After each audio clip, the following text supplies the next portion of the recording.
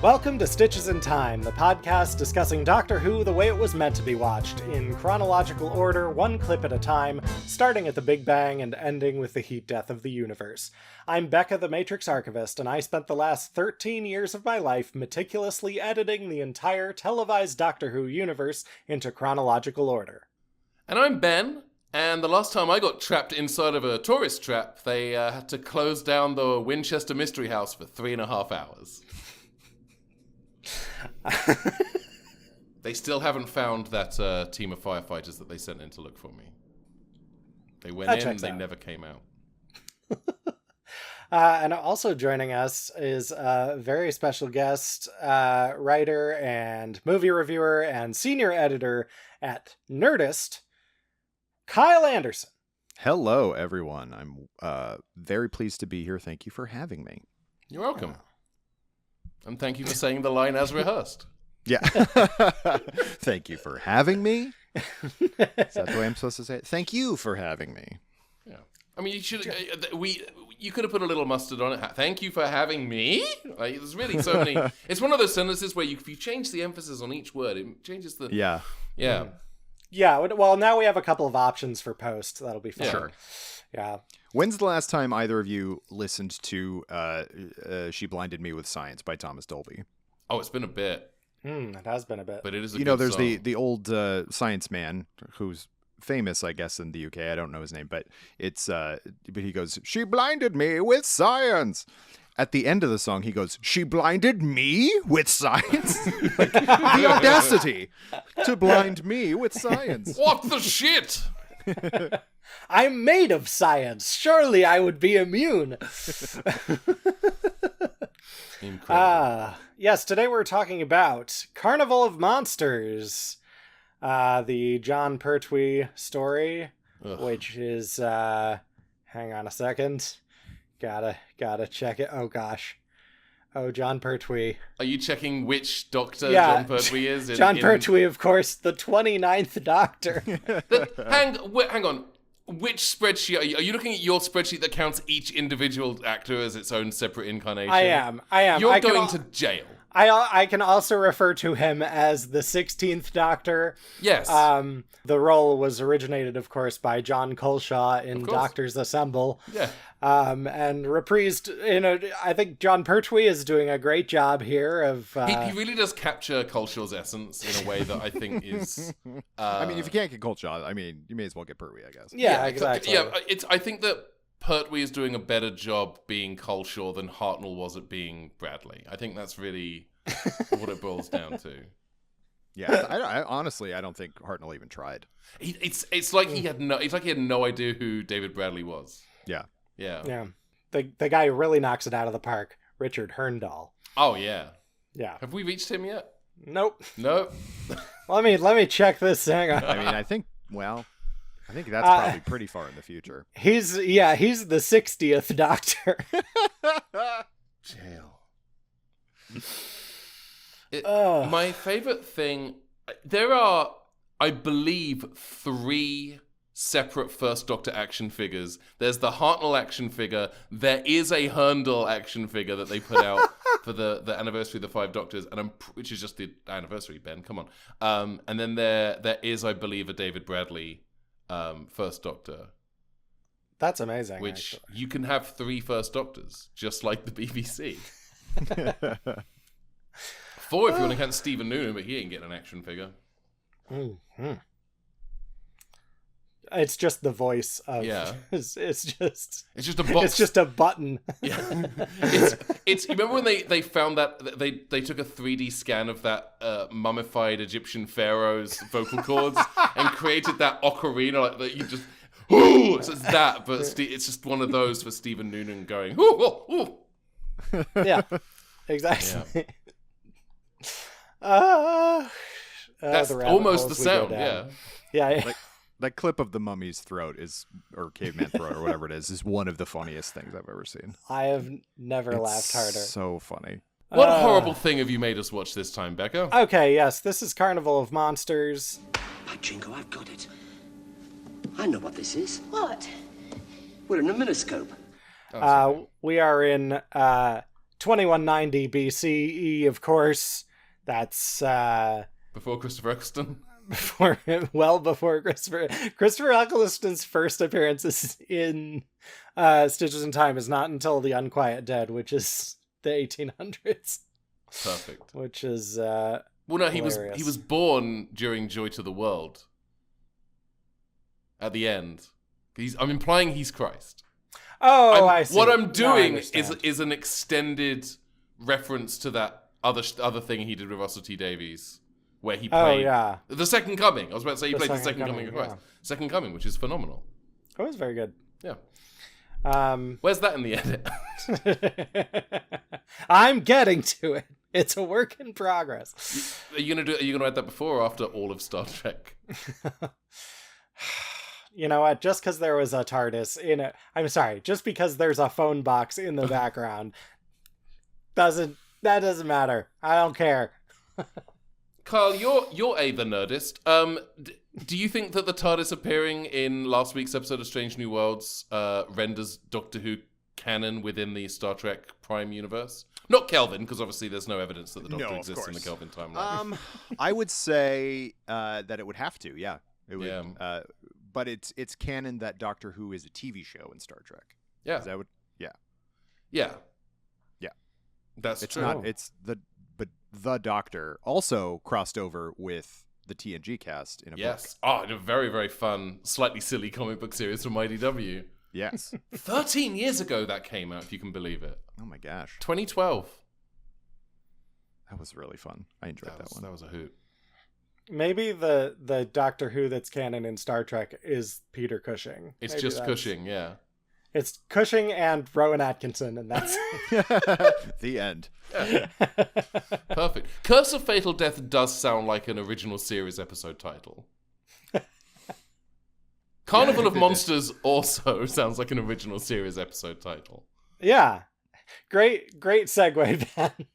Yeah, how do we like Carnival of Monsters? Kyle, please break us off a piece of that Kit Kat. I have always been a big fan of Carnival of Monsters. I am a big Third Doctor fan at all, just generally. However, several years back, I did a short-lived podcast called 5 Years Rapid, which was just a Third Doctor podcast. We basically monthly went one by one through all the stories, and the trail off in quality really is more than I expected, because I'd never actually watched it all in order before. Before that, I just kind of watched it as the DVDs or Blu-rays were coming out, so haphazardly.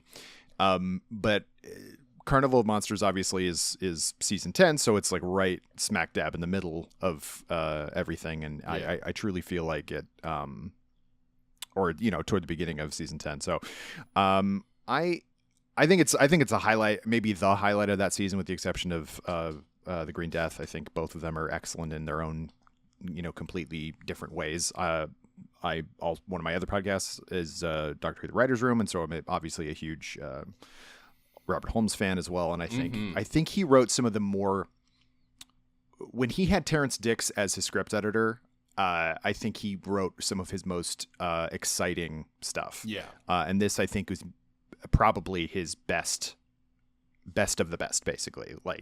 He wrote some good stuff under Hinchcliffe, but he basically could just write whatever he wanted. Whereas this felt like,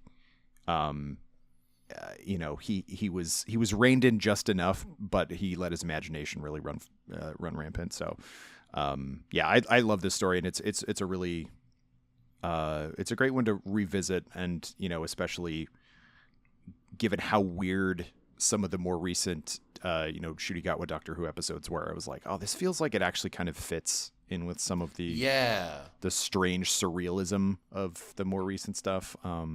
You could reshoot this with almost the exact same script with Shooty, and it would work. Yeah, and I've always loved stories where we think one thing is happening for an episode, or a chunk of an episode, and then all of a sudden we learn what's actually going on. That's some of my favorite stuff. I've always really enjoyed that, and the fact that they just are like, well, I guess we're on the ship, and all right, let's there's a sea monster, and then obviously we have what's actually going on with the in the miniscope and everything like that. It's great. It's one of my favorite stories of all time. I think if I had one complaint about it, other than the fact that it's a Pertwee story, and I'm not a big Pertwee fan, he's probably my least favorite Doctor.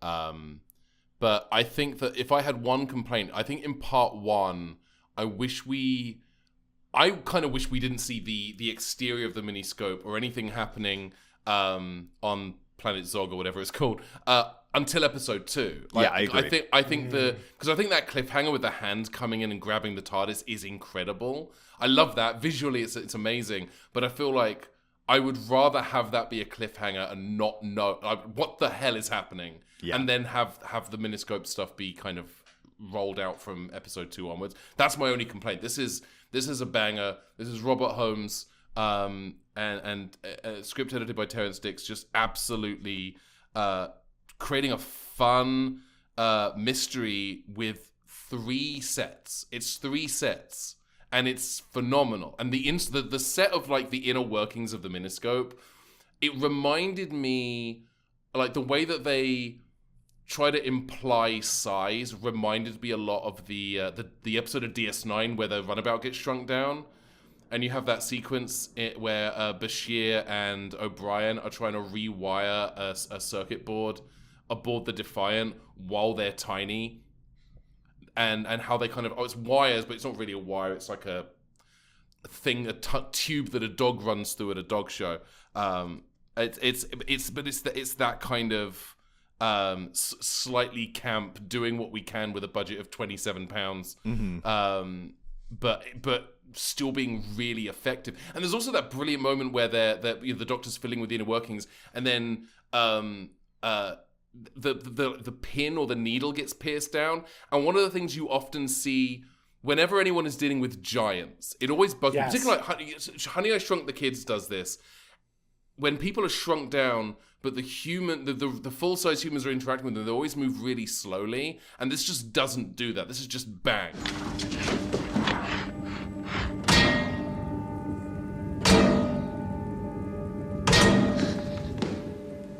And I love that. I love the speed, because it's more threatening, because it is fast, because that's the speed it would be at. I think slow makes sense. And when also it's like Godzilla. visually, it's so visually jarring, because it's like, oh yeah, that is the speed at which a smaller thing would move. So like it makes sense, but it's just like, oh god, it's terrifying. And like the CSO or whatever, it's so clean. It's one of those rare instances where the CSO works perfectly. You don't get any of the fuzziness around the lines, the kind of in-camera placement, and the way it kind of, for want of a better word, interacts with the stuff that they're actually shooting in the studio. The way that Pertwee and Katie Manning are reacting to it is like, it all lines up so well. Like, if it did this every time they filmed with CSO, I would have been all in with CSO as well. Like, I fully get why the producers were like, let's CSO everything. Because when it works like this, it works really, really well. And when it doesn't work, it's the invisible enemy. Yeah.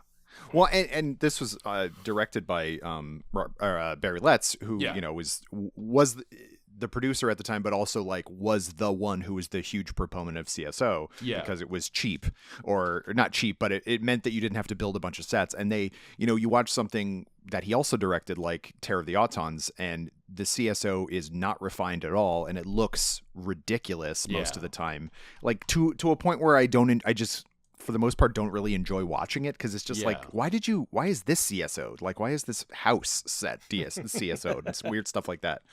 And by this point, this is obviously a couple years later, and they really like figured out, like, you got to lock down the camera, you got to have really simple straight lines of what you're CSOing around, and then you can do that. I mean, because that shot of the Droshik, every shot of the Droshik shouldn't work. God. And yet it really, really does. And, so good.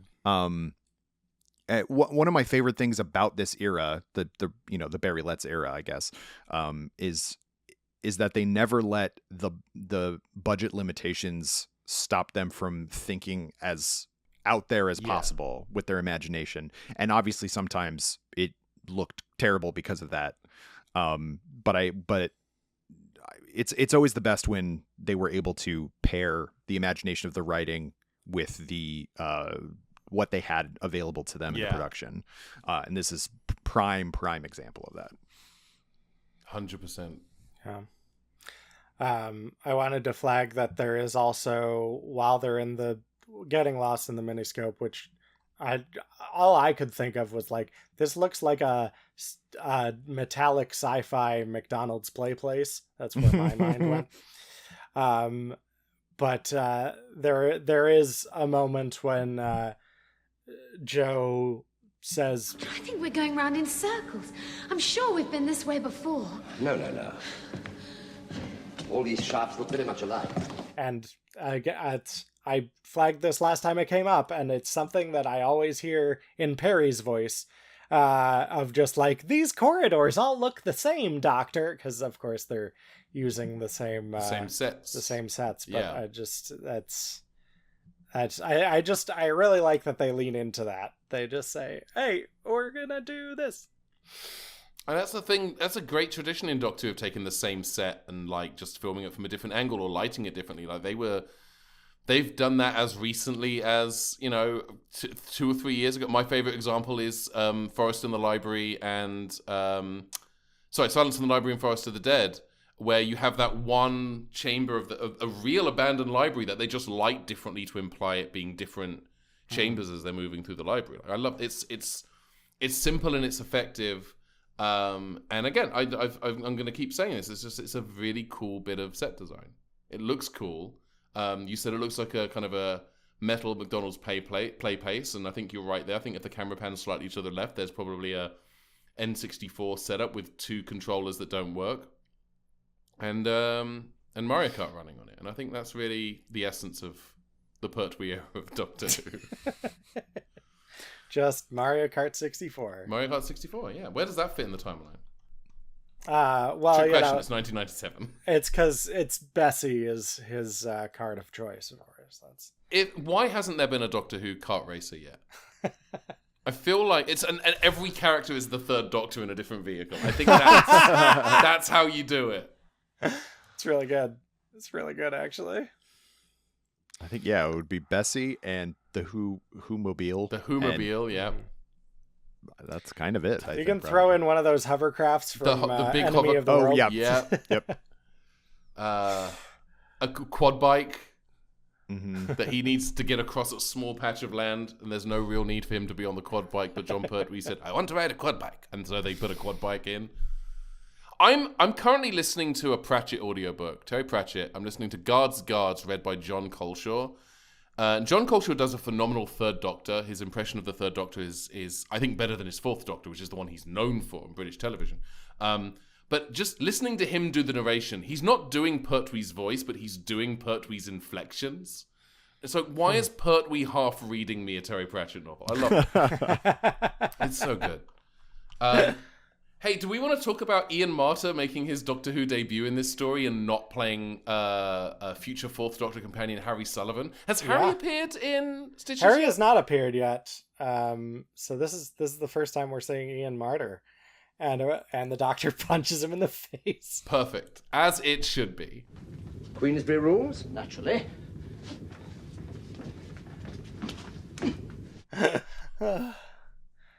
Yeah. Because he doesn't, like, he's in this as one of the people on the ship. And then we don't see him on the show again until Robot in 75. Yeah. 75? 75 feels right. 75. 74, late 74. Yeah. Not that anyone's counting, of course. Yeah. But he must have made an impression, right? If he's popping up again. I guess so. Absolutely. Well, yeah, everybody, all the directors back then always used their same, the actors that they enjoyed, and this was Barry Lett's casting, and he was the one who was still producer when they made Robot, so even though it was the changeover into Hinchcliffe, so yeah. Yeah, because by this point they'd gotten into the habit of making a serial that they would bank for the next season, and they still did that up until season 13, because Terror of the Zygons was was banked, Mm-hmm. but was produced as part of the season 12 block.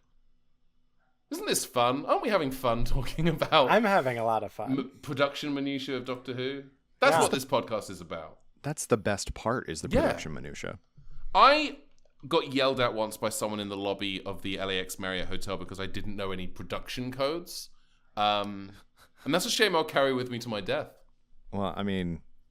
Was it Stephen Shapansky from was it? Radio Free Skaro? It was Stephen Moffat. Okay, perfect. I there's no way I would remember most of them. I do remember that the Third Doctor ones are all 3 digits, or 3 repeating letters. So like AAA, BBB. Oh, this one, just because I happen to have the TARDIS wiki page open, is PPP. Mm-hmm. Yeah. My favorite is is that monster of Peladon is why. That's, you know what? Fair. There's a weird thing where there's a certain flavor of classic Doctor Who fan for whom Doctor Who peaked with the Peladon serials. Mm-hmm. And for some reason, like, let's go back to Peladon. And they're the reason why Big Finish has done like 57 Peladon stories. I don't enjoy, maybe again, because I'm not a Pertwee person, I don't enjoy the Peladon serials. I think Curse is good. Monster is a mess. Monster is very, very bad. Curse is fine, but if you ask me if I wanted to watch either of the Peladon stories, I would say, can I watch Randall and Hopkirk Deceased instead? That would be my response. I don't want to watch them. I want to watch the 3 Doctors and Carnival of Monsters and the Green Death. And the last 5 minutes of Planet the Spiders. Yeah, that's not a particularly good one. See, so season 10 has the 3 aforementioned. I think Frontier in Space deserves way better. I think that's a Star Trek story. Frontier in Space is one of my... I think it's between this and Frontier in Space for my top Pertwee story.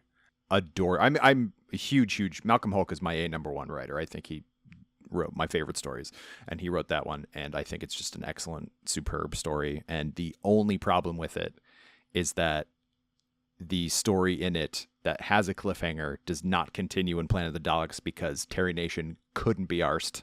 It pisses me off so bad. It's such a travesty, especially because that's Roger Delgado's final story. And it didn't need to be. Yeah. And so the last thing he does is get dragged away by the Daleks, never to be seen again. It's a shame. Yeah, it's a shame. And I blame Terry Nation for that to this day. He's a tosser. I mean, his biggest contribution to Doctor Who is coming up with an alien named the Daleks. Not even the appearance of the Daleks. Yeah. Like the thing that makes the Daleks iconic. That's what made them. That's what saved Doctor Who. The way they sound. Which is one of my favorite pieces of trivia is that someone else was supposed to have the job of designing the Daleks. It was Ridley Scott. Ridley Scott, yes, thank you, Ridley right. Scott, because he was a contract designer who did work at the BBC.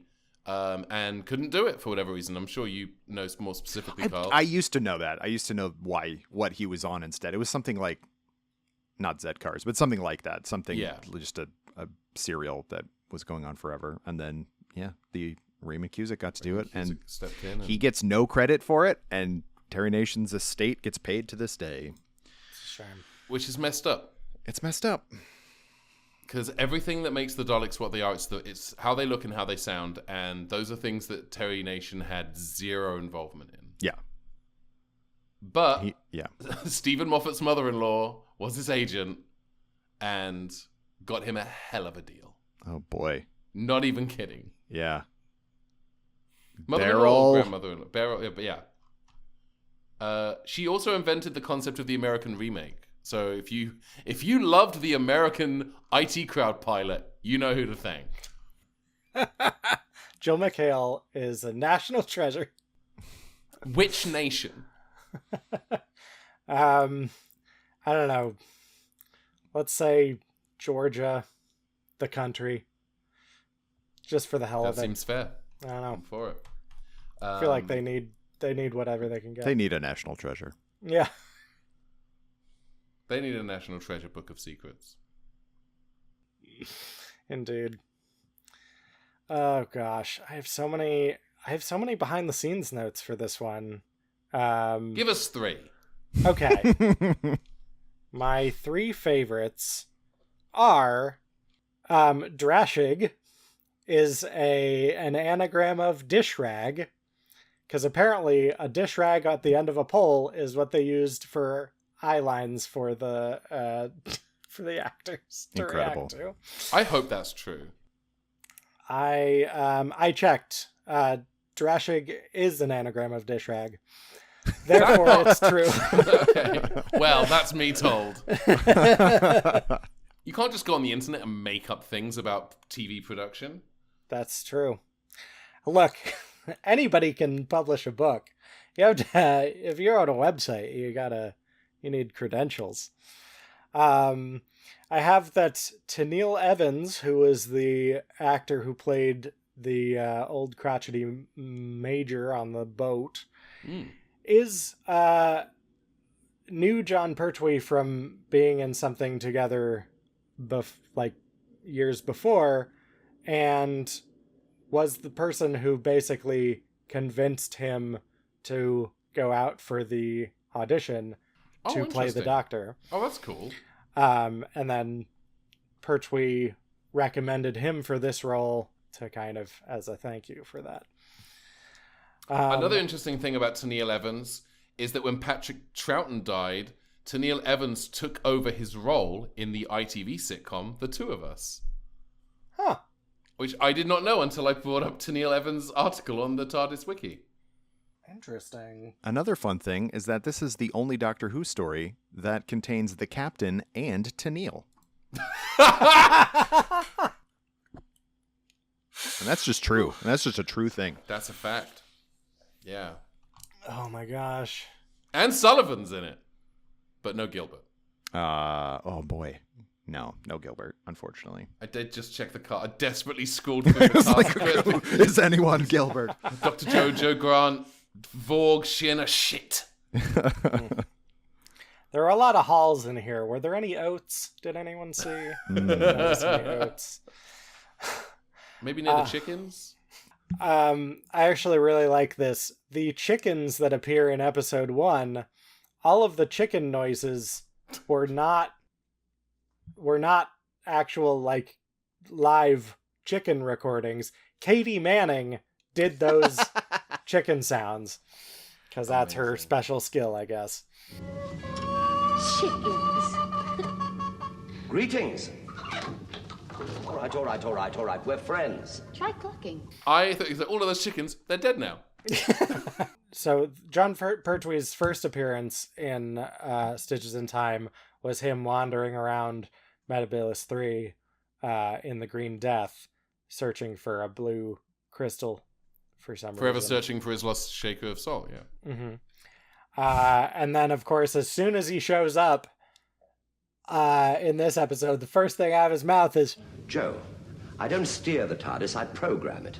And according to program, this is Metabilis 3, the famous blue planet of the Actian group. Shh, listen. and Joe is just like, why do you care? I love the continuity of that, actually, because like he said, yeah, the last time I was here, what, when you were being chased by an unseen horror running with a blue crystal?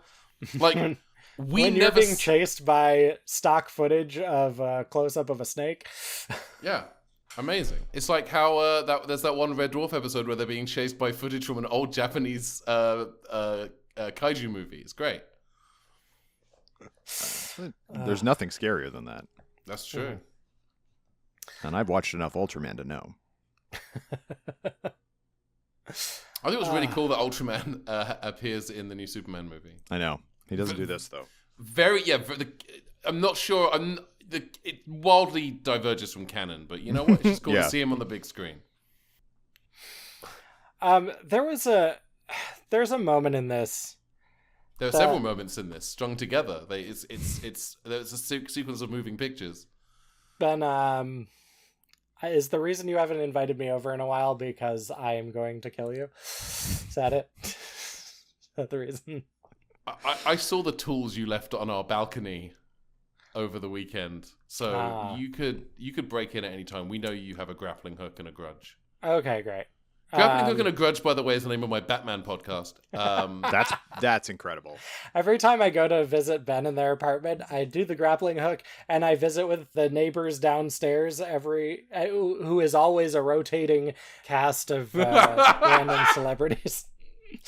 It's very good.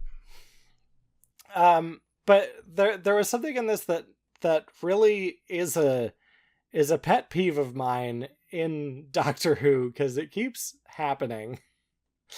And as soon as he travels through time into up. What is that about? No, he comes into the like miniscope, gross, backstage area, and his first thing is like he looks around and is like, My dear girl, this is a perfect example of an early pulse mechanism based on the principle of cesium decay. This is absolutely vintage stuff. oh my gosh, this is vintage. I'm like, what does that mean to a time traveler? Like, that is a good point. Yeah, that's an interesting. Like, what is? You cannot be nostalgic when you can be anywhere and go anytime. Right. And Look also, how old this thing is, but I don't know what year it is right now. Yeah. Like, also, like, the Time Lords as a race are, the most advanced race in the universe, more or less. It's like, oh, yeah, everything's going to be vintage to you guys. Why do you even have a word for vintage? Why do you even have a concept of that? You know what? I think you've convinced me. I think Robert Holmes is a hack. Yeah. I hope he dies. Oh. I hope he will have died. I'm going to go back in time and make sure he's dead. Midway through production of a master story in the 80s. With Blackjack and Hook. No. Okay, dial that back a bit. Hey, Carnival of Monsters is fun. It's fun. It is fun. What do you think of... So obviously the stuff that happens within the miniscope with the ship and everything and the monsters and everything about that is a delight. Also, it contains Joe Grant trying to plead that the Doctor's not an insane person, which is what she always seems to be doing. And this story is, infamous or famous for having the outside the miniscope first canonical appearance of a Holmesian double act, as well as 3 gray aliens who bicker. Entertainment. Explain the term. We put on a show. You understand? No. We think... Is there too much of them?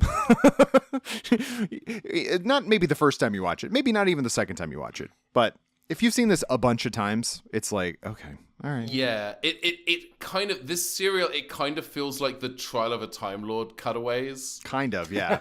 Where it's a lot... Like, I want to know what's going on in the miniscope, and you keep cutting to these bureaucrats yelling at Vorg for not having a visa. And it's like, I do not care about you and your minutia. Yeah, I think that, it is, the first time you watch it, I think there is a certain amount of, like, intrigue of, like, okay, what does this have to do with the fact that, like, John Pertwee's on a ship in 1926? Yeah. But, like, on rewatch, it's, like, kind of like, yeah, not much happens with them in episode 1. So I'm with Ben on the don't put them in episode 1, just have it be. Yeah. I think if they still made omnibus versions of things, like there are certain, like, not that I condone, but if they, there was that period of time when they were doing, like, new cut versions of, like, Enlightenment or whatever with new special effects and, like, an omnibus version and, like, widescreen and all that stuff. I think do that with this and just, like, cut out all the faff at the beginning with them. Just have it on the ship and just have it leads to that cliffhanger. Yeah, and then pull out of the miniscope. Because the cliffhangers, by and large, are really good. Yeah. Yeah. I would go so far as to say some of Robert Holmes' best cliffhangers. Yeah. The cliffhangers in this, I keep coming back to that image of the hand coming and grabbing the TARDIS. Yeah. If you didn't see the exterior of the miniscope, that's such a jarring, like, whoa, what the hell is happening? What is this story about? End credits, I have to wait a week? Yeah. What are you doing? Like, it's such a great cliffhanger. But I think to kind of your point, we spend so much time with Vorg and Sherna and all of the various aliens on the planet.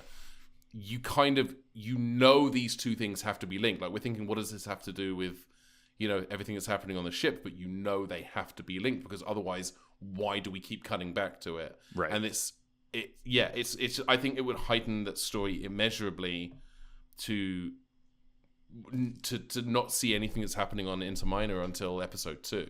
Yeah. Or if you're going to do it, like, there were, not far be it for me to rewrite Robert Holmes, but like, no, let's do it. You could do stuff He's like dead. He's dead. Or like, they didn't really do cold opens, but like, you can have a cold open with that and have it be like, what does that have to do with the rest of this? Yeah. And then bring it back around. Because then by the time it actually happens, the hand comes in, you'd forgotten about it. And then you go, oh, I see. But there's really no reason to do that. Like, yeah. I think if you rewrote this story for modern Doctor Who, I think the hand coming in and grabbing the TARDIS, that's the pre-opening titles. Yeah. That's the end of the cold open. That's the cold open cliffhanger. You're probably right. Then after the opening credits, then you go to Inter Minor and you introduce the Vorg and everyone. And I don't know about that. I could see this as a present day 2-parter where the hand coming down is the cliffhanger at the end of the first part. But then you have to spend you don't spend any, or you either have to spend time on Inter Minor, and then you already, like, a savvy TV viewer is going to be like, oh, okay, these two things are connected, or the entire second episode is just there's a lot more Inter Minor stuff with Vorg and what have you, and there's none of it in it. But like, I don't know, structurally, I think what I would do, I would keep everything inside the miniscope, but I would have them get out of the ship into the inner workings of the miniscope, maybe into the Drashigs area and all that, and they're looking for the TARDIS. That's like what they're doing. And then when they finally find it, hand, and then it becomes this bigger something. I'm gonna throw another curveball at you. I think if this were pitched today, it would have been an episode of Sarah Jane Adventures. I think, and it would have just been on a modern, like a carnival somewhere in London. And by somewhere in London, I mean in Wales. Are very Sarah Jane Adventures coded, yeah. Yeah. It's fun. Like, I love the giant breath mint jacket that Vorg is wearing. I love it. It's just covered toe to tip in lifesavers, and I just think it just makes me so happy to see it. And Sherna is just wearing a motion capture suit. But if a motion capture suit was also a magician's assistant.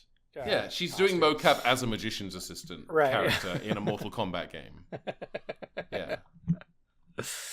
It's I really like the two of them. Like, that's, they're so much fun. They're fun. It's great casting and as well. We spend so much time with the gray Inter Minor, and it's just like, why these guys?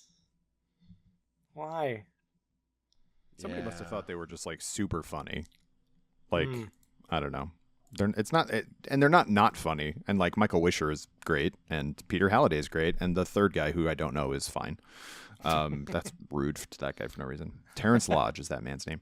But I just think, like, when compared to, I think they are the weakest part of the episode. For sure. And like the fact that, like, but it is like objectively funny that they can't get past this stupid doorway because of all these three idiots. Like, it is very funny. And we all know that, like, Robert Holmes, when he had a bee in his bonnet about something happening in society. So this is clearly, he's like, you know, hatred of bureaucracy, and then, like, you know, Sunmakers, this is hatred of banks and like all that stuff, or tax paying, I guess. I do feel like the fact that all of those Interminorans refer to themselves, you know, they say like, one feels that this is perhaps it's like, oh, that's a great way of just deflecting all responsibility in the bureaucracy of this planet. As somebody who edits people's writing for a good portion of my living, like they speak in passive voice, and that drives me insane. They're constantly. It is known that one will. It's like, just say somebody, make an active statement. I think they should speak in passive aggressive voice. That's there is a little bit of that in this episode. Yeah. I mean, my birthday was last week, but I guess nobody knew it was my birthday. It's fine. I prefer it when people don't acknowledge my. Yeah. So I think that's great. I'm very happy with how everything's turned out. Cheryl Hall, who played Sherna, was considered for the role of Jo Grant. Fun fact. Wow. Which I think is bad timing because they'd already cast Katie Manning. That seems really weird to bring her in and be like, you should play Jo Grant. I don't think that's what that means, Ben. It depends on from what angle you view time. You view it as a straight line of cause and effect, whereas actually a straight line of cause and effect. Yeah. But yeah. And it's really weird looking up an actor who was in a classic Doctor Who serial and they were just in the one. This actor didn't play 5 roles over 3 decades. Cheryl Hall was just Sherna in Carnival of Monsters and did nothing else other than almost play Jo Grant. Wow. That's incredible. I looked it out on IMDb. Her photo, her headshot on her IMDb page is just her in Doctor Who. That's amazing. This is despite the fact she's done so much stuff since then. She was in London's Burning and Grange Hill and Casualty and Magic Granddad and The Last Englishman and Silent what Witness. What is Magic Granddad? What a great question. Let's look it up together. I thought you made that one up. Magic Granddad, according to the DVD cover that they have on IMDb, just says famous people with Magic Granddad. There are 21 episodes. This series makes learning about history fun for young children. We join Magic Granddad and his grandchildren on a series of adventures into the past to meet and find out about famous people from British history. I'm sorry, that's just Doctor Who. That's just Doctor Who. But Magic Granddad was played by Jeffrey Bayldon, who was Q in the 1967 version of Casino Royale. Has appeared in multiple episodes of Casualty, never as the same character. He played the Doctor in one of the Big Finish Unbound audios. Wow. He was Organon in Creature from the Pit. He was Organon in Creature from the Pit. He's also in one of my favorite Amicus horror anthology movies, Asylum. Oh yeah. This is a person, he's done a ton of stuff. This is a man with a career that I would say peaks with Magic Granddad. Magic Granddad. Magic Granddad. A different actor played it. There was a revival in 2003 of 4 episodes and a different... he's been played... Magic Granddad, it is Doctor Who, because Magic Granddad has been played by Jeffrey Bolden, Peter Armitage, Sam Kelly, Tim Healy, Trevor Peacock. If I can find copies of Magic Granddad, do you want to edit it into stitches? Sure. Why not? We've just accidentally stumbled upon a British, a BBC educational program that is Kirkland's signature Doctor Who. I always liked the 4th Magic Granddad the best. That's the one we got the most in the US. That's why. He was playing on PBS the whole time. Yeah.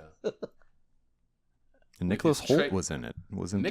Nicky Holt. He's in 3 episodes. Good old Nicky Holt. When he was but a child. But a wee bairn. I really hope that means baby. This is a pre about a boy Nicky Holt.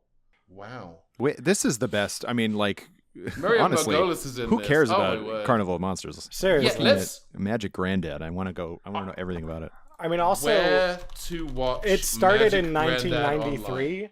so this is like, peak, wilderness years. Oh, we just got a hankering for more Doctor Who. I have found an episode of Magic Granddad on the Internet Archive. You can watch some episodes, it looks like, on YouTube, but are they only 14 minutes long? Yeah, it looks super duper short. Oh yeah, the one on archive.org is 13 minutes and 33 seconds. Every Magic Granddad wears a wildly different outfit. It's just Doctor Who. This is. I think we I really feel have like- stumbled upon something amazing. Yeah, I feel Oh like my God. I feel like I've stepped into a parallel universe. This doesn't feel. I feel like people are going to listen to this and think we've made this up. That's what this is. Yeah, it's true. It doesn't. Miriam Margolyes is in it. Yeah, oh my God. It's absolutely bonkers. I swear to God, if there's an article on Nerdist about this by the end of this week, before this episode drops, I'm going to be so impressed and / or angry.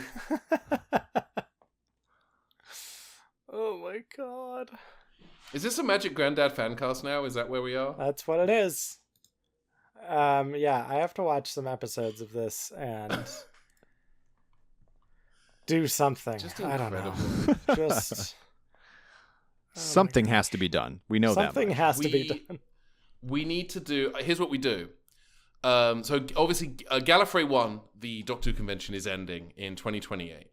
Do you think we could reach out to the organizers of the convention and be like, "Hey, y'all, good job. Hey, you've been doing this for nearly 40 years now, and you've earned your rest. But what if we put on the America's first and only Magic Granddad convention?" Well, I always thought Dad's Army was fake. Like, people were always British Doctor Who podcasters that I would listen to way back in the day would always talk about Dad's Army, and I'm like, what is? I've never heard of that. Yeah, in fact, Seminal British sitcom. Honestly, most British television shows sound fake to me. Yeah. I mean, we have a sitcom that I always used to mix up in my head with Dad's Army because it was also kind of about the military, called It Ain't Arf Op Mum. It's like, they named it this on purpose. It Ain't Arf Op Mum is a British television sitcom about a Royal Artillery concert party based in Deolali in India. I've almost certainly mispronounced that. My sincerest apologies. In the fictional village of Tin Min in Burma during the final months of the Second World War. So it is concurrent in terms of the Stitches in Time edit with Dad's Army, I think. Wow. Yeah. And Spyfall Part 2. And Spyfall Part. Yeah. And, Absolutely. 100%. well, Bits of it. Bits. The racist bits. yeah, the bits Yeah. that should not be there. Oh my gosh. But you know what We doesn't did it. have racist bits is Carnival of Monsters. Carnival of Monsters. Finally! Finally one. Oh, we should talk about Carnival of Monsters. We talked last episode about hoping that we wouldn't have any racism in this episode, and remember? Yes! Yeah! We did it! Yes! We did it. We were worried about there potentially being racism in Yeah, this one. but- we were concerned about because there's been a rich vein of Doctor Who racism running through Stitches in Time for a hot minute now, culminating in... Did it culminate in the Celestial Toymaker? I mean, that was definitely a thing. No, the reason we brought it up is because we talked about the one tiny little clip of City of Death Oh, yeah. where oh, yeah. Julian Glover is in ancient Egyptian, like, makeup. Yeah. Which is problematic, but it's also 6 seconds of City of Death. Yeah. Yeah. I mean, there's plenty of people in brownface elsewhere yeah. in Doctor Who. Oh, yeah. You do not have... You don't even have to swing a dead cat to hit racism in classic Doctor Who. Yeah. Brown face, yellow face, you name it. It's terrible. But yeah, we finally Finally We're found free. an episode. And all that is needed not- to happen was there to be only white people in it. Now, come now. We do not know what ethnicity the Drashig is. Good There were point. some gray people in there. That's true. I think you'll find they were white actors in greyface. Gray face. Oh God. Yeah. No, you're That's right. Yeah. What are the neutral people in Futurama? Yes. If I die, tell my wife hello. It's one of the best jokes. All I know is my gut says maybe. One of my favorite Futurama running gags is the people of the neutral planet. There was something else I was going to bring up about. Was it about the gray people? I don't really remember. Oh, the Drashig. That's what it was. Did you know it's an anagram of dish rag? You know what? I just heard that fairly recently. Incredible. Great, we can move on. That is perhaps my favorite cliffhanger in this when the Drashig starts to like break through it's great. I love the monster. I love the fact that it is just a hand puppet and they somehow made it actually scary. Like Yeah. the way they shoot The it, like segmented body of Yeah. it, the way that moves is so like creepy and scary. and all it is just this hand turning toward the camera and opening, and it's great. I love it. It's one It's of my phenomenal. favorites of all Yeah. time. That's still one of the best monster kind of designs. And I do love that when they made the Carnival of Monsters action figure set a number of years ago, they just included a hand puppet, which is just great. That's exactly what it needs to be. That's Yeah. so So good. good. I like that while you were talking about the Drashig, there was a bull on the TV behind Becca that was kind of like at a 2/3 profile facing away from us, and then in slow motion, like very slowly, like turned sexily towards the camera. Like just a deeply erotic. Maybe that says something about me, but there's something very sensual about the way this bull looked to camera. And a little bit dangerous. Yeah. Just like, you're not going to take him home to mum, but you might, share a few stories about what happens next on your live journal the next day. Hell yeah. That bird's having a great time. It really is. Oh my God. What a day. The only other things I wrote down are that as much as I love the visual design of the Drashig, the audio design is the same sound effect over and over. Oh, and yeah. over and Yeah. over and It's over. Drashig dot wave Yeah. just playing as Just- and when just needed. on Yeah. a mixer, just pew, pew, pew. I feel like that's if you're not watching this in one sitting. I think if you're watching one episode a week for 4 weeks, that's probably slightly less noticeable. I would. Probably, yeah. Yeah. Well, I only really noticed it when it was in the like ship hold and not Harry Sullivan was about to was killing it, and it was just over and over and over and over and over again. It was kind of crazy.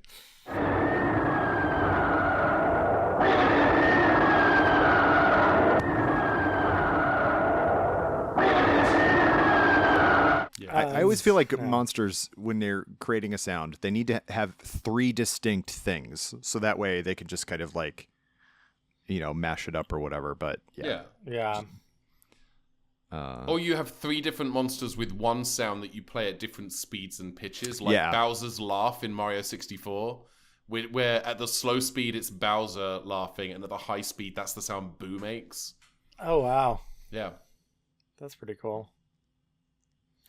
I also really like that at one point early on, Vorg says, "Nobody knows how Tellurians reproduce." Yeah. And it's like, you literally have a portable zoo that you use to observe animals in their natural habitat. It's the fact that he's beat red and sweating when he says it. Like he's definitely watched the little humans in his boat bone down. He's watched. He knows exactly what goes on in there. Mm-hmm. That's why he has the miniscope in the first place. That's all he wants to do is watch various animals have sex with each other. You know what? There's one cliffhanger we haven't Cybermen. talked about yet. Well, that's Which probably why I- you have that behind you, right? And Oh on yeah, TV behind yeah. Just there. I mean, you. Water there's buffalo a after reason dark. why they are looking at the camera so sexily. Doesn't that buffalo know that mid parts are out? It must be a millennial. Yeah, millennial buffalo. I think I saw them open for gorillas a few Gen years Z ago. buffalo wouldn't be caught dead with that. That's right. I really like the cliffhanger where the Doctor escapes from the miniscope and kind of lands and faints, because it's not as effective for CSO as when Vorg is like stabbing into the machine with the pen or the pin or whatever it is. But I still think it's just effective enough for a cliffhanger. And also, there's something like, I always feel like that whenever something is visibly wrong with the Doctor, like the Doctor's supposed to be the hero of the show, he's supposed to be in control, he's supposed to he's on top of it. So whenever he's ill or he faints or he passes out or he's weakened in some way, it's like, oh shit, this is a big deal. So I when I say that this serial has some of my favorite cliffhangers, like there are no bad cliffhangers in this. It is just, it's not like that one, I forget which serial it was. I think it's like Day of the Doctor. It's one of them where the cliffhanger is, oh no, a flaw, because it's Death to the Daleks. Death to the Daleks. Because that is the worst cliffhanger. Yeah, look out. The end. Yeah. And because one episode was too long and another episode was too short. Yeah, it's pretty wretched. But like Robert Holmes knew how to write a really good cliffhanger. He has some of the all-time best cliffhangers in the show, and like 3 of them are here. Yeah. Like they're all bangers. Doctor Who does not always... Doctor Who ending on a cliffhanger, I think, is one of the things that made the show so captivating in its original run. And I think it's one of the things I miss about the current modern run of the show is it doesn't do two-parters as often. And I think that's one of the smart things that they did when they brought the show back in 2005 is they, had 2 or 3 or 4 2-part stories a season. Because I think the cliffhanger is kind of integral to kind of what makes Doctor Who, Doctor Who. Yeah. And there are a lot of bad cliffhangers throughout the history of the show. There's the chessboard, there's not the chessboard, the checkerboard floor. There's although the Doctor's hanging from a railing on an ice planet and looking at the camera in a baffled manner, like, why the hell am I doing this? Good question, Sylvester, for another day. It's because Clara Oswald is knocking on that observation deck across from it, obviously. That's smart. Of course, it goes without saying. How is she supposed to impact the timeline from all the way over there? That is the kind of question that I think if someone asked Stephen Moffat about that at a panel at a convention, he would be the first person to say, hey, what is she, how effective can she be from way over there? What's she doing? Is waving at Sylvester McCoy's Doctor supposed to like bring him out of a stupor that prevents him from, why are you there? That makes less sense than Sylvester climbing over the railing. But yeah, like Robert Holmes could not write a bad cliffhanger if he tried. Unless there's a bad cliffhanger in a Robert Holmes serial, but I've forgotten about it. Well, I haven't... I'm sure there's one in the Space Pirates, but we can't get mad at him for that. No. I don't know. Like, I kind of... Even like the cliffhangers are the best part, I think, of Terror of the Autons or things like that. Like the scariness of the Autons always works in a cliffhanger, I think. I'm just kind of like doing a quick survey of all the episodes he wrote, but like there are like maybe ones that are not as exciting, but like in general, like the Ark in Space is like the if this is number one, if Carnival Monsters is number 1 with cliffhangers, I think Ark in Space is like number 2. Like it's tremendous. You can kind of make an argument for the cliffhangers in the 2 Doctors. Oh, well, sure. But I think the problem with the 2 Doctors is not the story. It is the pacing of it, because that's when they switch to 45-minute episodes, right? And it's a 3-parter, which means it's basically a 6-parter, which almost never. I won't say that much, but like rare is the 6-parter that actually warrants all 6 parts. Yeah, and there's an argument. Like, I don't know how much of his draft of Part 1 of The Ultimate Foe was used, because he died writing. Right. I think all of it. I think because Eric Sayward was so beholden to his stuff. I think he didn't want anybody to touch it, which is why he was so mad at. And that's why he quit. Yeah. Because JNT was like, no, episode 2 doesn't work. We have to rewrite it, or whatever. But that like, that cliffhanger at the first half of Ultimate Foe is, you got Colin Baker being pulled into a puddle on the beach, but like it's effective and moody, and and the novelization makes it 1,000 times scarier. It's solid stuff. I don't think there are any bad cliffhangers. I think I'm right. I think the ones in the Two Doctors might be the weakest, and that's mostly because of the structure of the show in that era. Yeah. Also, I mean, that era is interesting. Yeah. That's all I'll say about it. Not because my we're not there yet. Oh wait, have we hit the Sixth Doctor in Stitches yet? Yeah. In fact, we've hit the Two Doctors. Oh dang! In Stitches, but just yes, the scene where Colin Baker is fishing. Yeah. Just that one fishing scene. I love it. It's like watching the Stitches in Time edit of Doctor Who is like playing Shenmue. It's like there's plot happening, and then sometimes the Doctor just goes off and does some fishing.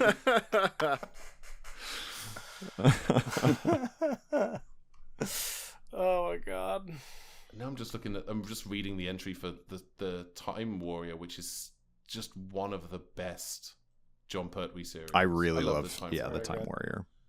It's the first. I think the reason I don't like Pertwee and his era of the show is I think Time Warrior was the first Pertwee era serial I ever saw, and I don't think anything has reached that height for me. I think Time Warrior is probably it for me.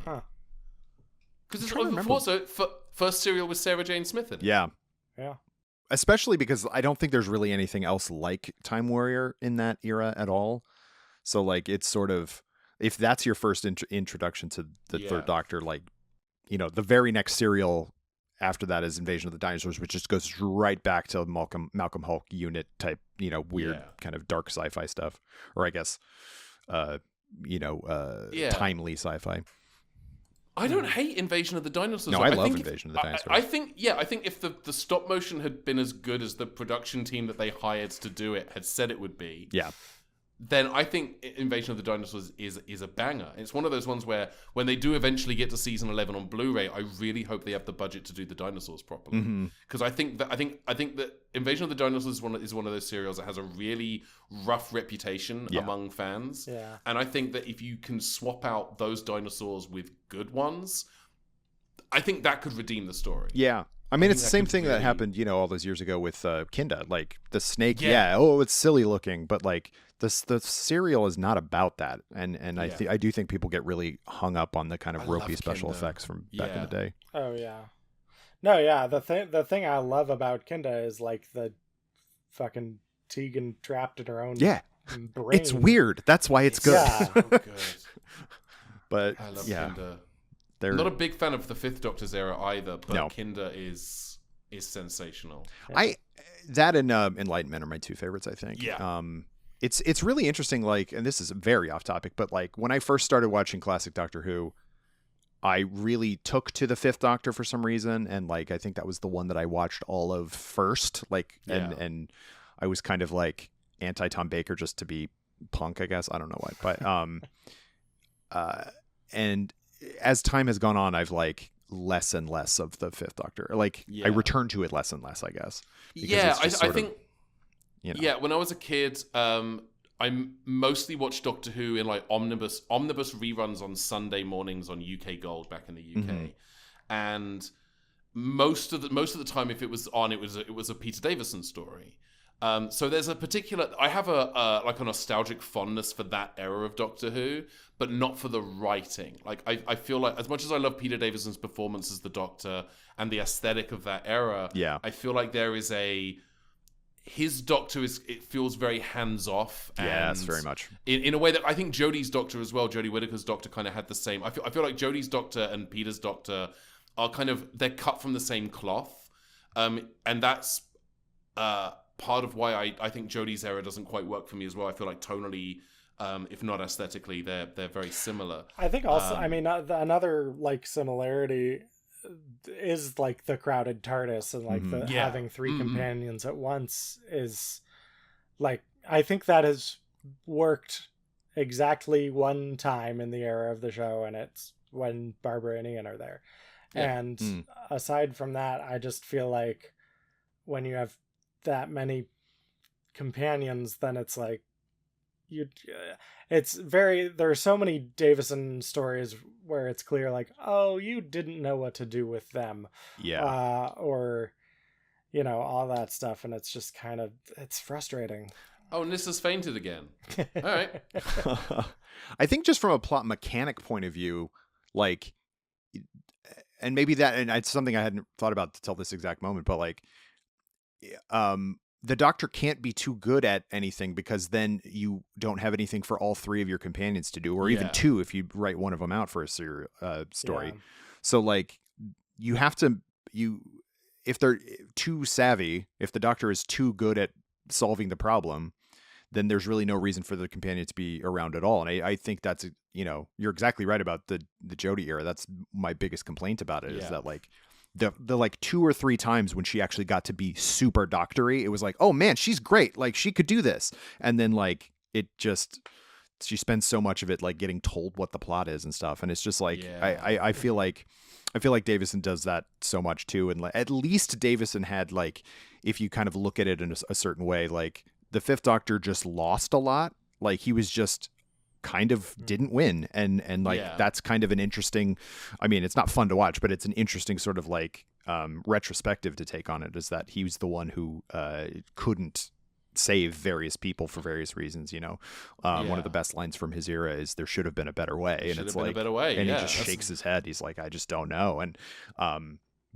but then if something like that had been applied to the Jodie era, whether intentionally, hopefully, or at least retroactively, it might have made it more interesting. But the problem is, like, they had the happy endings without her actually doing anything. But we're not talking about Jodie right now, but no. I think also it's sort of like, having that many companions just kind of takes away from the amount of stuff that you can do. And like, because I think one of the things that, like, Carnival of Monsters, one of the reasons I like it so much is that, it does have a lot of things going on. And it's sort of the Doctor and Jo kind of figuring out, okay, there's the stuff on the ship, there's the stuff, there's the stuff on Interminor with them. It's an escape room. It's an escape room. Yeah. And like that, I don't feel like you can get as complex, because the more recurring, like the more returning companions you have, you kind of have to focus on them. Mm-hmm. And that is just kind of screen realty that you're taking away from, building out the world, or like having another like kind of interesting, I don't know, like a Sabalam Glitz kind of character or something. It's just something like that of, I don't know. It's, well, and every new writer to the show, like, they're not really beholden to the existing characters, and they always want to like have their, I wrote up this cool new character who's going to be in the episode or whatever. Right. And so by the very nature of that, like, if you give a lot of screen time to that person, and I guess you got to give a lot of screen time to the Doctor, Ian and Barbara worked perfectly, and it worked because there were a million episodes back then. Yeah. And so they were able to kind of like, people could take vacations, and it didn't feel like, oh, we haven't heard from her in a while. And the slower pace, exactly. Well, I mean, even aside from that, the format of the show when it was Ian, Barbara, Susan, and the Doctor was a different format. The Doctor, in many ways, was not the main character during those first, that first season and a half, really, because you have half of it is Ian and Barbara trying to figure out who the Doctor is and convince him to try to take them home, whilst also dealing with whatever future or past thing that they have to learn about for science or historical reasons that particular week. Like, it was a different show, and the Doctor wasn't as, the Doctor was less of a protagonist, was more of a story engine that Ian and Barbara had to deal with. Mm-hmm. So when Ian and Barbara and almost to the same extent Susan are kind of the focus of the show, they kind of have to do more. And the Doctor moves the plot forward as an engine for that.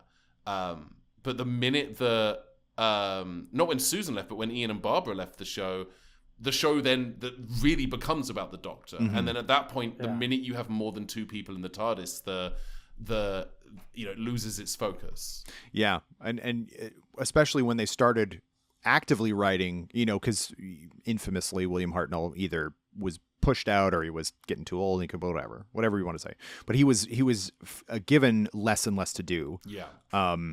But when you have Patrick Troughton in, it's like we don't need 3 companions for Patrick Troughton. He's in his 40s. Like, he can do this. It's not a big deal. Like, and so bringing in Jamie is like, he has just wasted those first couple of stories, and therefore Ben and Polly are also pretty wasted those first few stories. And like, it really wasn't.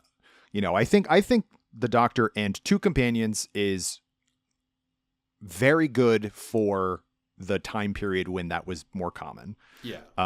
3 almost never works. 1 is obviously the sweet spot for a lot of reasons. And in the new series, you just have to kind of only have 1, possibly 2. I think having sort of recurring companions, not unlike like Ruby Sunday coming back a few times throughout the last season, kind of works, but you do kind of feel like, the other one is kind of left behind. So it's a really interesting like calculus that you have to make.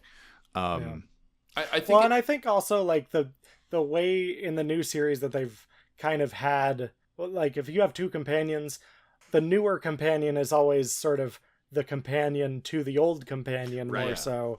Like Mickey is to Rose or Rory is to Amy, kind of just like that kind of dynamic of like, okay, now I'm showing you this new world that I'm part of and everything. And I think that dynamic works really well. And I think it says a lot. Yeah, I think it says a lot that the times when 2 companions has really worked on modern Doctor Who has been when Stephen Moffat has kind of been at the wheel. Like, because we get Amy and Rory for part of season 5, season 6 and the first half of season 7, and that dynamic works really, really well.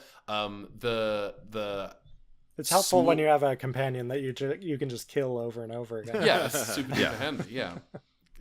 Rest in peace, Amy Pond. That was a dumb joke, Ben. Let's keep going.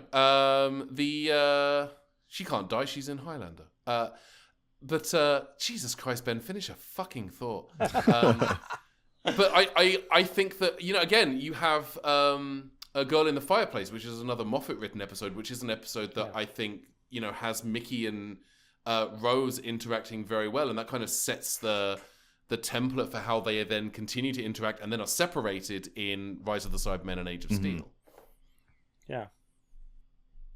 So yeah, it's a yeah. I know a lot of people will say that older male Doctor, younger female companion is what you need for all this stuff, but that's just because that's what's been done the most. Yeah.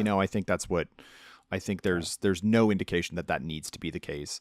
But once you start adding too many companions, then you do run the risk of just like running out of time for them to do things, and especially in the modern series, like there's just not time for all those people. Unless I was going to say unless you do like a full season serial, but they did that with Flux, and there's way too many characters in that already. So like way too many characters, and Yaz is massively underserved in most of her run. Dan was given way too much to do in Flux, and still is not a super duper great character, which is a shame. That's the problem with the Jodie Whittaker era is the casting is phenomenal. Yeah, they always cast super well. Yeah, but I think kind of getting back to kind of drilling it back down to Carnival of Monsters, I think one of the things I really like about Carnival of Monsters is that when you have Joe and the 16th Doctor. Yeah, what Doctor are we at? 16th? Yeah, something like that. Yeah. The 16th or 29th. 16th or 29th. The Pertwee Doctor, we'll just call him for now, just for the sake of simplicity. Sure, yeah. You have Pertwee's Doctor and you have Joe kind of trying to solve this, as I said before, like an escape room situation with the ship and the miniscope and everything. All of the scenes that they have together, and this is something whenever I think about the Pertwee Manning era of the show, they have so many of these like wonderful intimate moments together. And there's so much of that in this when they're inside the inner workings of the miniscope, when they're trying to figure out what's going on with the mystery on the ship. Like lots of tight shots of them like super close together, sometimes focused on Pertwee so you can't see Katie Manning doing chicken noises off camera. And kind of the way that they like. I think that's one of the reasons why The Green Death is such an effective serial and such a great goodbye for Joe Grant is you feel the end of that intimacy, like that. They kind of detach, and Joe attaches to that what's his name, kind of youthful anarchic doctor-like character whose name I forget in the moment. What is his name?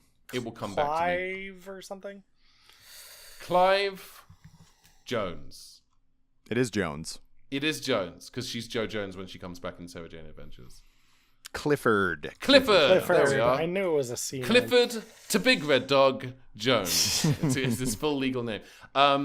You kind of the iceberg of their intimacy detaches in The Green Death, but in order for that to be effective and for you to feel that as a viewer, the reason that is as effective is because of moments that we like the ones we get in this serial where they are so close together and they are so intimate and affectionate and collaborative in a way that, like, I think in many ways sets the template for what happens with the Fourth Doctor and Sarah Jane. It's like their relationship is absolutely wonderful, and I think you lose that when you throw more companions into the mix. You lose that intimacy. And they have an arc, which is really, amazing. Like, when she appears in Terror of the Autons, he has no time for her because he just had Liz Shaw, who was, I think a great companion that they should have kept around. But, she's so green and so, naive. And then by the end, she's making her own decisions and completely so season 10, she's killer. Like, I love Jo in season. I love Jo across the board, but in season 10, I think she's absolutely phenomenal. And all those moments really, they even have great moments in stories that I think are otherwise crap, which like the Time Monster is, I think, not good at all. But, but those little moments, I think, with the two of them are always really compelling and interesting. And, even in stories that are not largely about them or whatever, like the opening episode of the Sea Devils is a good example too, where like the two of them go and visit the Master and you get the sense that they all kind of respect each other in a weird way. And then you also get that in Frontier in Space where like the Master has them locked up in his ship and they're kind of friendly in a weird way. And I think that's a really interesting dynamic. And I think that to me is much more interesting than the kind of like, oh, I guess if we have Moriarty, then the Brigadier has to be Watson. Let's make him an idiot. Like that happened as they kind of decided that. But to me, it's like it's Jo and the Doctor, and then whoever the bad guy is or whatever. As much as I love the unit roster of characters, it's like it never gets better than it is when it's just literally the two. Third Doctor and Jo sitting alone talking about stuff, this episode is again great for that. 100%. Yeah. So stick that in your pipe and smoke it. Or don't. Or don't. You do you. Don't let us tell you how to live your life. Kyle, I like to ask this of first-time guests. How did you first get hooked in the Doctor Who Phonics. Virus? The mind virus of Doctor Who.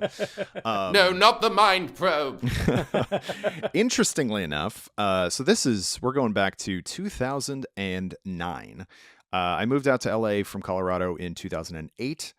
A friend of mine wanted to go to San Diego Comic-Con, and he was like, "Do you want to go?" And I was like, "Yeah, let's do it." And so I had never gone. And it was overwhelming for anybody who has not gone to San Diego Comic-Con. And that was before like the studios took over. But that was like 2009 in particular. Like, I think 08 and 09 were the last years where it didn't feel. Yeah. Because the next time I went, which is a couple years after that, it was so big and so overwhelming. But so we were looking for something to do in the evening one of the days, and there was a screening of Planet of the Dead and the 6th episode of Torchwood Children of Earth. Oh, wow. And we were just like, all right, let's go in there. And so the interesting thing is like, and David Tennant was there, and He Who Shall Not Be Named is there, and Russell T Davies was there. And they introduced it and everything like that. And they showed the Torchwood episode first, and then we left because I was like, oh boy, that's dark. Is that what the show's about? And I remember my parents watching the Tom Baker stuff when I was a kid and everything like that, but I never really paid that much attention to it. What an intense introduction to this world. Jeez. Yeah. That last episode, that Children of Earth that last episode is grim. It's it was a lot, and my friend and I were both just like, oh my god, like this is incredibly whatever. But the thing that really stood out to me is there was a room full of people. I was like, who knows this show? Like, you know what I mean? Like, I didn't really know how big it was in the United States. Who are these people? Yeah. And people were like it was not a huge room. It wasn't one of the big, ballrooms or anything like that. But it was a fervent fan base. I could tell that people were really excited to watch both of these episodes. And that really stuck with me. And so even though I didn't watch the Doctor Who episode, a few weeks later, I was home from work and BBC America just happened to be showing Father's Day. And I was like, that was really good.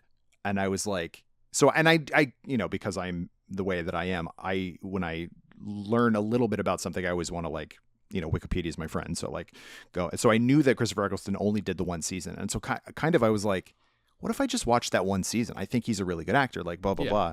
And so then I did. And I was just like, I'm not going to watch after that. And then I of course was like, well, let me just see what David Tennant's like. And I watched an episode and I was just like, oh, well, I guess I could see what the main season's like. Cause this is a Christmas episode. You don't really know. And then I just kind of talked myself into it. And as I was going through all of, up to that point, season, when was that? Season 9 or series 9? No, abort. 2009 series 4 had just come out. And so that one wasn't on Netflix yet, but I once I got through series 3, I bought series 4 on iTunes or whatever and watched it because I was just like, I'm in now. This is my show. And of course nobody I knew watched it. I was trying to get people to watch it and stuff like that. And then I was also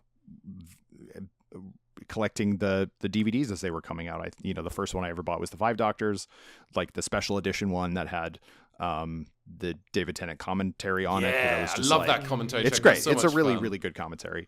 And I was like, well, if I'm going to, dip my toe into the classic series, 5 Doctors, that's the way to do it. That kind of thing. And it's fun. I mean, it's not a great story, but it is fun in a kids smashing their action figures together kind of. Yeah, absolutely. Yeah. It really. On Warrior robots. How can you go wrong? My wife cosplayed as a Rastor Warrior robot at Galley a couple of years ago. She loves that silver idiot. He moves so fast. Yeah. And yeah, so just from there, I was sort of just I was hooked, and I was, I got Inferno and the war games and stuff like that. And I just was I was in. I was fully enmeshed at that point, and then it just kind of so happened that in 2010, the website Nerdist was looking for people to write about Doctor Who, and I applied. And I mean, it was not a paying position at that point. It was just can you blog for us? And so it just sort of kind of ballooned from there. And my first Gallifrey one was in 2011, and just so much of my my career, I guess, and my just kind of development as a grown up kind of is tied in with is watching this kids show from the UK, basically. Spending so much time watching the classic series, doing a podcast about the writing of the classic series, and then all this stuff, and it started out as a small tiny snowflake and then became this giant Indiana Jones boulder of a snowball. So and yeah, I've at this point, but then I was my tastes kind of come and go with various other franchises, but Doctor Who is it's not going anywhere. Even if it's not on, because we don't know at this point if it's when and if it's going to come back. But I have all the I bought all the DVDs, and then the Blu-rays start coming out, traded them in for getting Blu-rays now. Exactly. It's just, when I get a Blu-ray box set, Becca gets a stack of DVDs. Yeah. That's true. Which my standard edition of season 20 I wait for the UK standard editions to come out, which is always 2 years after the big fancy collector's editions.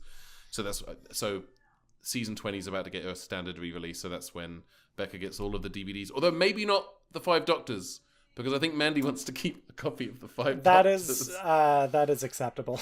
Yeah.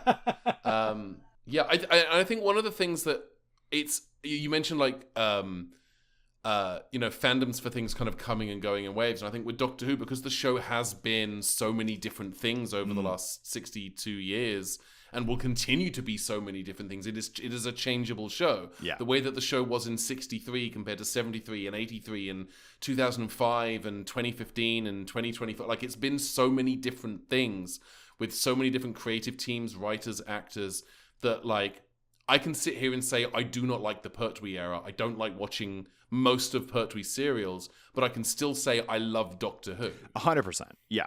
Yeah. It is so kind of malleable in that way. And, like, you know, people can find their bit of it. There's so much, you know, there are people for whom Big Finish is their jam, and they don't really watch the TV show, but they love the audio adventures. And it's like, great, good for you. You know, like, I think that's it's really fantastic that all of it is sort of, it's all canon and none of it's canon kind of stuff. Yeah. Like, I just think that's the way to do it, instead of just getting caught in the minutia of, like, you know, as you can see behind me, I'm a big comic book fan, and, like, you kind of have to just, like, get over the continuity of things that have been going on for a million years, because at a certain point they have to reboot it, or they have to rethink things just to keep it fresh. And I like that Doctor Who built it in, you know, as of their third season, they were just like, we need to figure out some way to keep this going.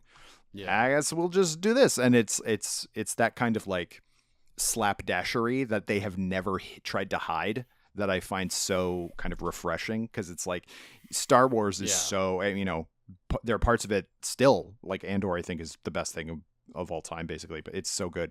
But everybody is so kind of, like, super serious about Star Wars, when it's like, no, you can't, this is blah, blah, blah, blah, blah.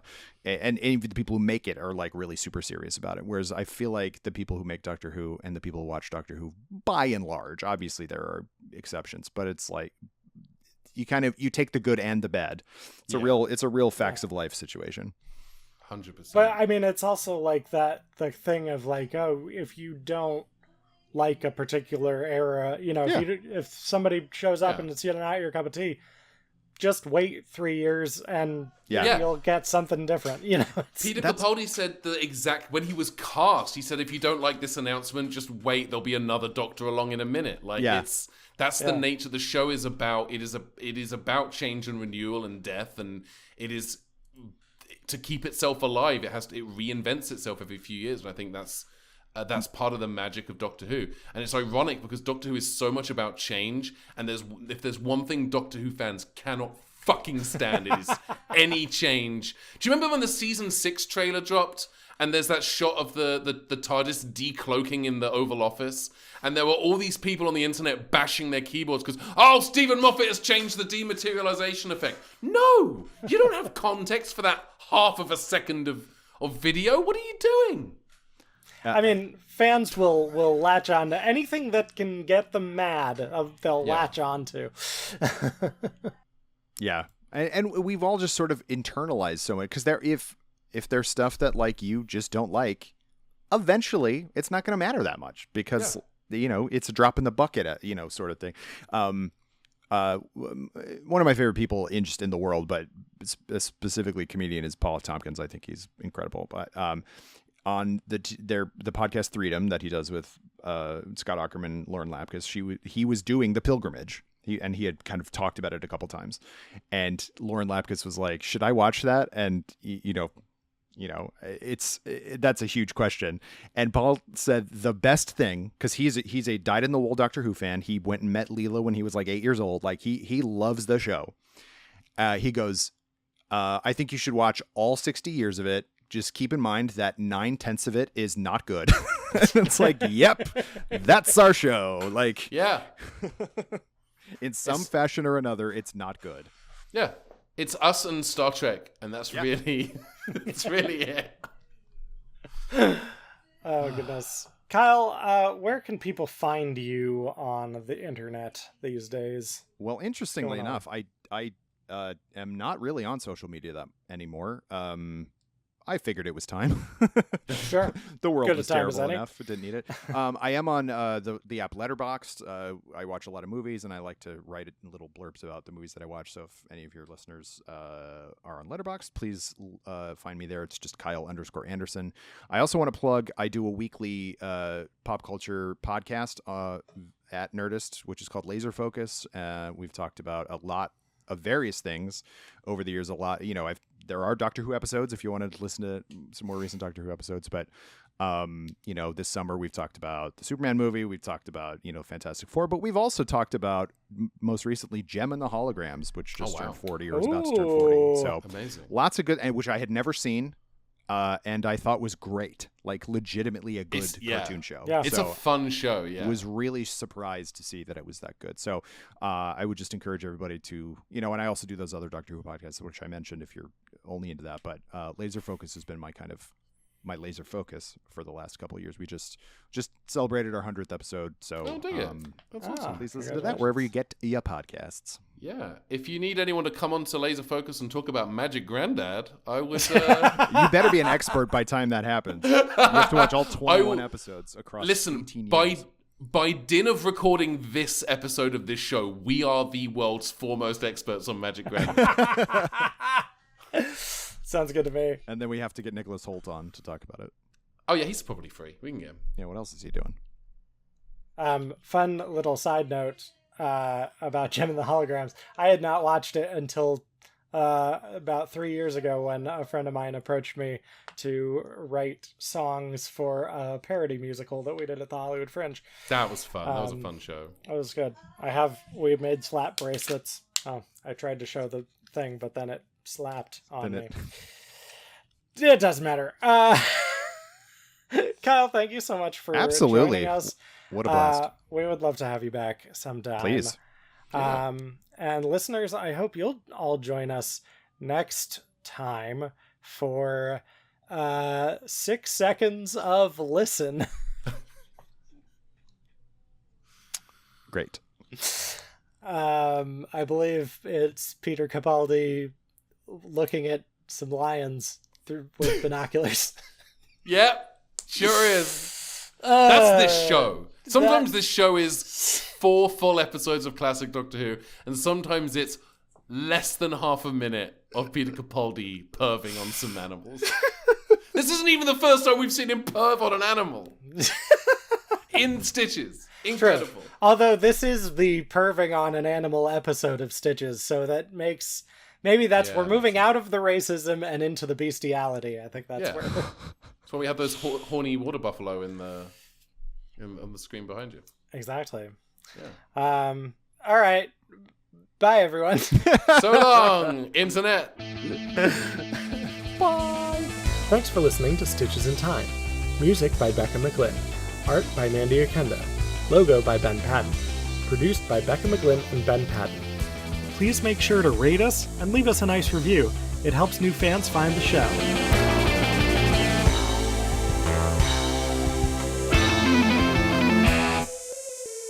My actual title at Nerdist is senior editor, but Senior editor. Great. yeah, I'll use Old man. ye oldie man. it. Elder of the Tribunal at Nerdist.com. There's something terrible out there in the What's sea. going on? Not a monster. What the deuce is it? It's a plesiosaurus. What? It's incredible.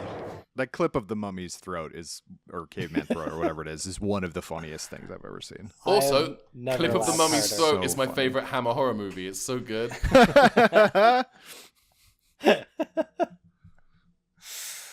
Oh my gosh. Yes. Andre Morell was in that one. Hell yeah. There's a Christopher Lee cameo if you know where to look. Oh. He's in the back counting his money. Yeah, they just happen to be walking through his accountant's office because they filmed where they could for that one. Yeah, he has the line in it. Oh, sorry. Christopher, don't speak. We'll have to pay you double. Didn't realize you were rolling. So. Our purpose is to amuse. Simply to amuse. Nothing serious, nothing political. I know that keeping us on track is kind of a fool's errand in this. Because listen to any of our other episodes, listeners. I've likened it sometimes to herding cats, but I still think that there's a level of organization implied by the word herd that we aspire to. We've not reached that. Right. Yeah. Carl, you're going to be here for 4 hours, Carl, recording this 45-minute episode. We're not trapped in here with you. You're trapped in here with us. Oh, dear. I think I found the trouble anyway. There you are. A bit of bric-a-brac lodged inside circuit 3. I better put it back. Might spoil the illusion. Never let the customer see too much. Sorry, you have ads happening in the I know. behind you. I'm waiting until I can skip them to continue talking. Oh, wow. This podcast has 13 Emmy nominations, including Outstanding Limited. A world-changing phenomenon. That's me. I mean, look. J.K. Rowling did personally attack me on social media. Is that true? No, but It's believable. well, here's the day after I performed my solo show Asexuality in the Joy Who Lived Trans Theater Festival. That was the day immediately after that she posted her thing that she was like, oh, asexuality isn't a real thing too. And I hate those people too for no reason. So I like to think that I am having a direct negative impact on J.K. Rowling's life, and I'm not going to be convinced otherwise. It's the black mold growing up the inside of her castle all forms your face. If you look into it, it's like a magic eye painting of despair. Everyone knows the most magical world is a world with 2 genders. Ooh. What a nightmare of a person. My third piece of behind the scenes. Again, herding I'd like to cats. see you try to tie this one into what we were just talking about. Yeah, so turns out everybody who worked on this hates trans people. No, that's Oh boy. no. Surely not everyone. No. Some of them are dead. Just to Neil Abbott. No, I'm sure he's fine. He died in 2009, so we'll never know what his thoughts on trans people were, because trans people were invented in 2014. That's true. You 2 passengers? You've asked us that question once before, don't you remember? Have I? I'm sorry to be uncivil and all that, but... See, Joe, no memory traces at all. Katie Manning did those chicken sounds, because that's her special skill, I guess. I thought that all of those chickens, they're dead now. All those chickens hate trans people.